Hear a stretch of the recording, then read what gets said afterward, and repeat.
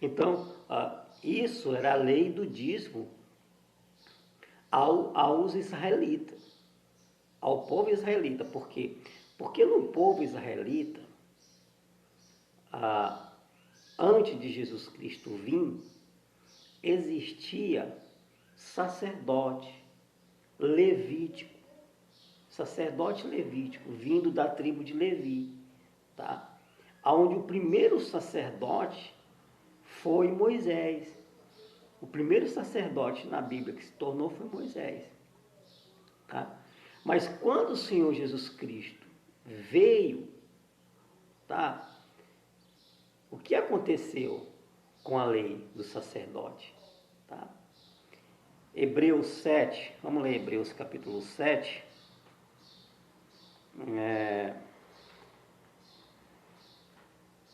Hebreus capítulo 7, versículo 12. 7:12, ó. Pois quando se muda o sacerdócio, necessariamente há também mudança da lei. Tá? Ou seja, isso não pode ser tirado da Bíblia. Ou seja, aconteceu uma mudança de sacerdócio. Não é mais Moisés. O sacerdócio aqui, que está deixando bem claro aqui no livro de Hebreus, é o nosso Senhor Jesus Cristo. Tá? É o nosso Senhor Jesus Cristo. Porque deixa bem claro aonde que é o nosso Senhor Jesus Cristo. Vem aqui em Hebreus capítulo 3, ó, capítulo 3, versículo 1, ó. Por isso, santos irmãos, que participantes da vocação celestial, considerai atentamente o apóstolo e o sumo sacerdote da nossa confissão, Jesus Cristo. Então, o sacerdócio agora da nossa confissão não é mais Moisés, porque nós não estamos vivendo na lei de Moisés, nós estamos vivendo agora na lei de Cristo. E na lei de Cristo, o sumo sacerdote, que eu deixei bem claro em Hebreus capítulo 3, versículo 1, é o nosso Senhor Jesus Cristo. Em Hebreus capítulo 7, versículo 12, teve mudança de sacerdócio. Aconteceu uma mudança na lei, olha. Pois quando se muda o sacerdócio, necessariamente há mudança na lei. Mas o que aconteceu quando o Senhor Jesus Cristo veio, né? Que a Bíblia nos apresenta agora outro sacerdote que não é mais Moisés. O nosso sacerdote, no nosso tempo de hoje, que é Jesus Cristo, entendeu? Ele deu um novo mandamento. Ele nos trouxe agora um novo mandamento. Tá? Se o sacerdote levítico mudou, teve mudança de lei, então necessariamente muda-se também os mandamentos.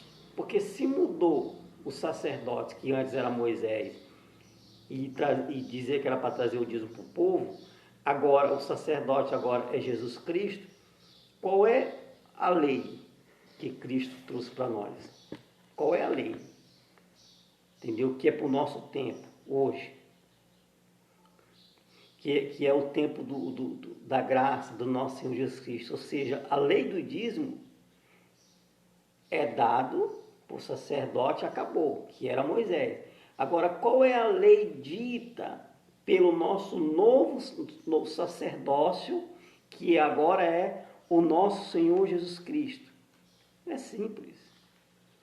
É muito simples.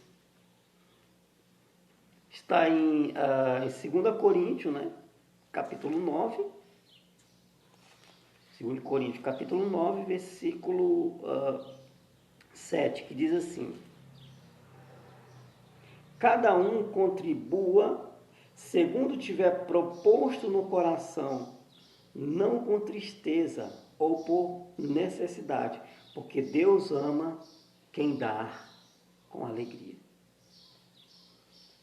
Então, cada um contribua Essa é a lei de Cristo agora. Essa é a lei do novo sacerdote, pelo qual nós temos a fé concentrada a Ele, que é Jesus Cristo. Por isso que o apóstolo Paulo falou, que o apóstolo Paulo exatamente está fazendo exatamente aquilo que o nosso Senhor Jesus Cristo, como sumo sacerdote, nos falou para fazer. Cada um contribua, segundo propôs no coração, não é dízimo. Vem do seu coração, é você quem decide quanto você quer dar. Não com constrangimento, não com tristeza, porque Deus ama quem dá com alegria. Então, como os primeiros cristãos praticaram isso? Como naquela época? Como que eles fizeram essa contribuição? 2 Coríntios 8, versículo 3, olha, diz assim, porque eles, testemunho eu, das suas posses, mesmo acima dela, se mostraram voluntários. Essa é a lei de Cristo. Entendeu? Então você acaba, como a palavra de Deus diz que não devemos dar com tristeza, com constrangimento, mas as pessoas acabam dando com constrangimento, com tristeza.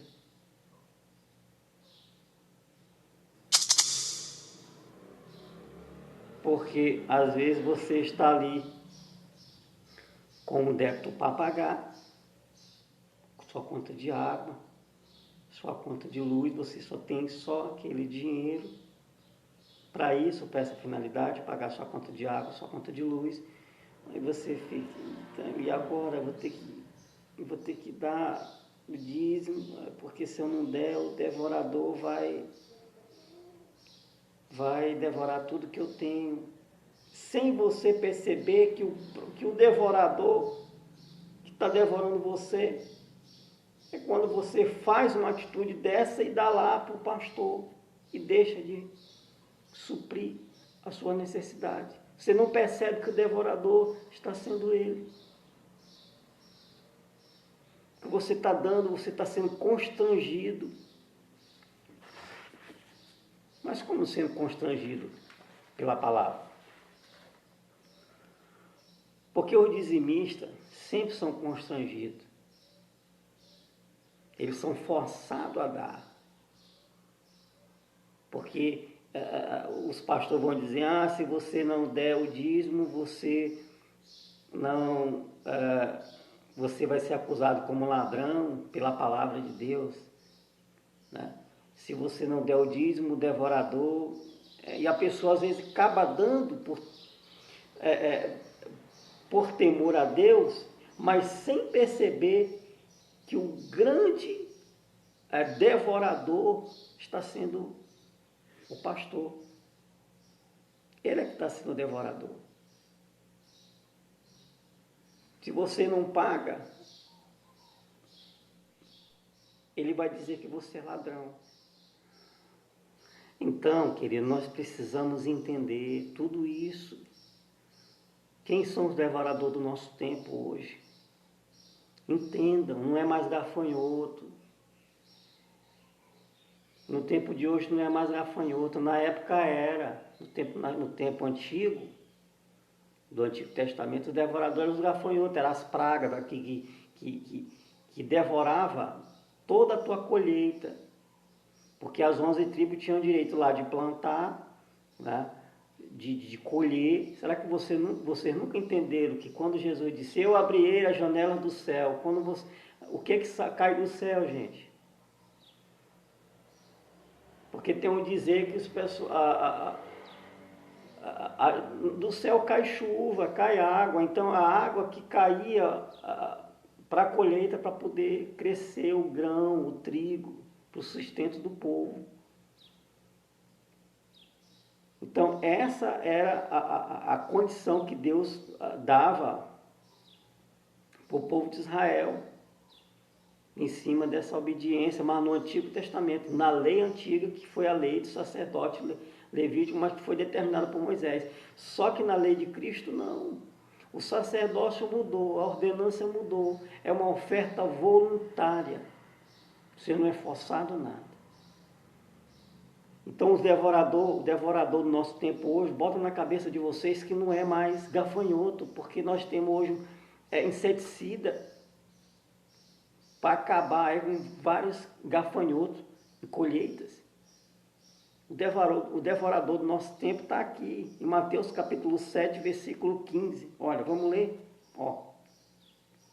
Jesus disse: acautelai-vos dos falsos profetas, que vos apresentam disfarçadamente ovelha, mas por dentro são lobos devoradores. Eles é que são devorador. Os falsos profetas, que pregam por causa do dinheiro. Os falsos profetas que pregam por causa do dinheiro são os mesmos devoradores que existem, que vocês amam tanto, que é capaz até de dar vida por uma pessoa dessa. Eu amo muito meu pastor. Enquanto, na realidade, o único pastor verdadeiro é o nosso Senhor Jesus Cristo. Eu já disse isso em outros vídeos, você pode acompanhar.